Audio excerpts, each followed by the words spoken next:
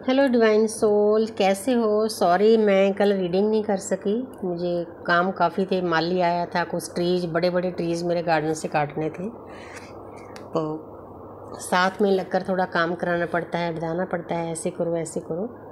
तो आप सभी साधकों को जन्माष्टमी की बहुत बहुत मुबारकें, क्योंकि कल मेरी रीडिंग नहीं हुई, नहीं तो मैं कल देती मुबारकें। आज डबल मुबारकें हैं। आपके सामने जो श्री यंत्र पड़े हैं, एक मेरी बेटी का श्री यंत्र है, एक मेरा है। मैं अभी अभी पूजा करके हटी हूँ अपने गुरु के साथ। पहले मेडिटेशन किया, क्योंकि जन्माष्टमी के दिन ही जो हमारे गुरु हैं, उनके गुरु हैं, जो उनके गुरु हैं, उनका जन्म हुआ था। कितनी अच्छी बात है। तो इसीलिए 3 दिन का प्रोग्राम चल रहा था।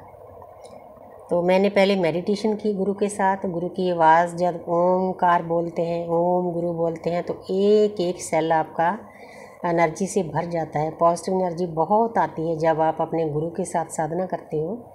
तो 1 घंटा गुरु के साथ साधना की, उसके बाद फिर गुरु के प्रवचन सुने, तो उसके बाद फिर श्री यंत्र की पूजा होती है 300 शब्दावली से। माँ त्रिपुरा सुंदरी के 300 नाम होते हैं, उनको आई बार मतलब एक एक नाम बोलकर कुमकुम को ऊपर गिराना होता है। तो मैंने दोनों को इकट्ठे मतलब काफ़ी फास्ट मुझे करना पड़ा, नहीं तो एक के लिए भी कई बार बाजू में दर्द होने लगता है। लेकिन आज मेरे दर्द नहीं हुआ, क्योंकि जब आपकी साधना का लेवल आगे चला जाता है तो इन चीज़ों का आपके ऊपर कोई इफ़ेक्ट नहीं होता।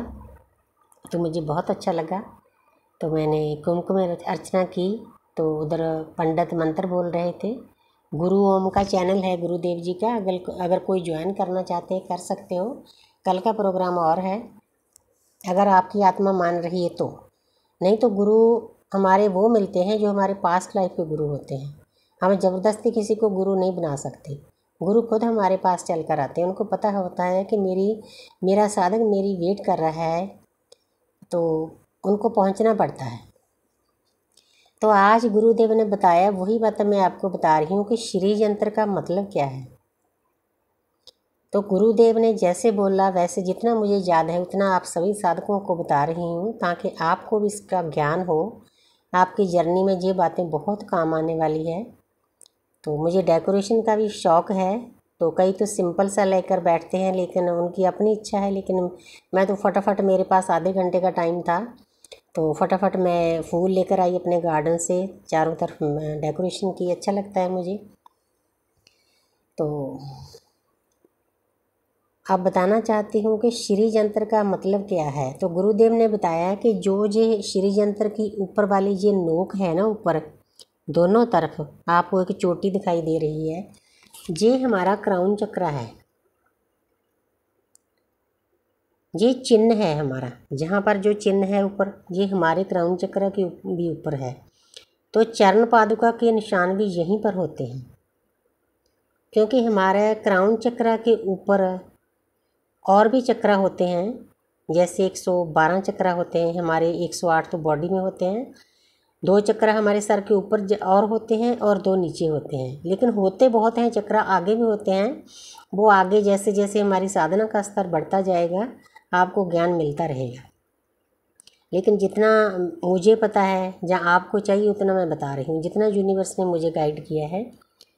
तो 2 चक्र ऊपर होते हैं, 2 नीचे होते हैं। क्राउन चक्र के ऊपर जब हमारी ऊर्जा 3rd आई पर जाती है, तो उसके बाद हमें एक आकारी गुरु चाहिए होता है, क्योंकि बिना गुरु के वहाँ फिर ऐसी स्थिति हो जाती है, आपकी साधना का स्तर बढ़ जाता है। आपके आसपास बहुत सारी नेगेटिव एनर्जियाँ होती हैं। बिना दीक्षा के आप आगे नहीं जा सकते। आपने इस बात को समझ लेना है। इसीलिए गुरु का होना बहुत ज़रूरी होता है। गुरु हमें इसलिए चाहिए होते हैं, जैसे कोई मिठाई है, स्वीट्स हैं, मार्केट में खुले में पड़ी हैं, उस पर मक्खी मच्छर सब बैठेगा। वैसे ही हमारे क्राउन चक्र की जो ऊर्जा होती है, क्योंकि सभी को पॉजिटिव एनर्जी चाहिए, नेगेटिव एनर्जी को भी चाहिए। हमने तो सभी का भला सोचना है। उनको भी मतलब इच्छा होती है कि हम अच्छे बने, ये नहीं कि नहीं होती। तो फिर हमारे ऊपर वो अटैक करते हैं। उनके अटैक को बचाने के लिए हमें गुरु से दीक्षा लेनी बहुत ज़रूरी होती है। तो जब हमारे गुरु हमारे सर पर हाथ रखते हैं, हमारे माथे पर तिलक लगाते हैं, तो हमारी जो साधना होती है वो सुरक्षित हो जाती है, उसके आसपास एक सुरक्षा का कवच बन जाता है। आप सभी को इस बात को समझना होगा। जितने भी साधक सोल अवेकनिंग से गुजर रहे हैं, आत्मा की जागृति पर चल पड़े हैं, तो फिर आपको ज़्यादा फिक्र नहीं होता। आपका फिक्र फिर गुरु करते हैं, अदृश्य शक्तियाँ करती हैं। अदृश्य शक्तियाँ हर वक्त हमारे आसपास होती हैं। तो ये श्री यंत्र है, इसके जितने 300 नाम हैं सभी इस कुछ ब्रह्मांड में भी है, श्री यंत्र में भी है और हमारी बॉडी में भी है।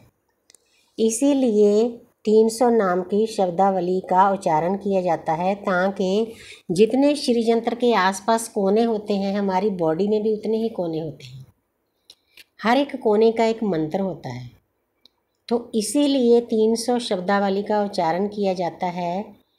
उसको कहते हैं कुमकुम अर्चना, ताकि हमारी बॉडी के जितने भी पॉइंट्स हैं, जितने भी चक्रा हैं, वो जागृत हो सकें। आपने कभी कभी सुना होगा कि संतों के नाम होते हैं, कोई 108, कोई 111, कोई 112। वो इसीलिए होता है, उन गुरुओं ने अपने उतने चक्रा जागृत किए होते हैं, इसीलिए उनको ये पदवी मिलती है।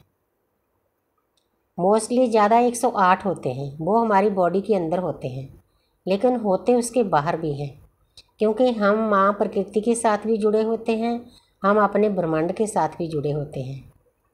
हर वक्त उनके साथ हमारा कनेक्शन बना रहता है। जो हमारे अर्थ पर माता पिता हैं, उनकी एक टाइम लिमिट होती है, क्योंकि 5 तत्वों का शरीर होता है, हमारे पास से उन्होंने जाना होता है। लेकिन जो हमारे असली माता पिता हैं, ब्रह्मांड पिता और प्रकृति माता, वो कभी भी हमारा साथ नहीं छोड़ते। चाहे हमारे में कितने भी ऑर्गन हो, उनको हाँ पेन होता है, दर्द होता है, जैसे हम पेरेंट्स को होता है कि हमारे बच्चे अच्छे रास्ते पर नहीं चल रहे।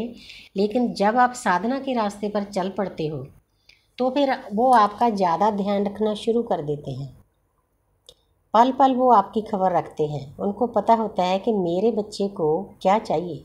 मेरा अपना एक्सपीरियंस है, जो भी बात मैं सोचकर सोती हूँ तो सुबह वो चीज़ें मुझे मिलती है। मैं थैंक्स करती हूँ अपने अदृश्य शक्तियों का, माँ त्रिपुरा सुंदरी का और अपने गुरु का और पूरे ब्रह्मांड का और प्रकृति माता का, जो हमारी इतनी बात सुनती है।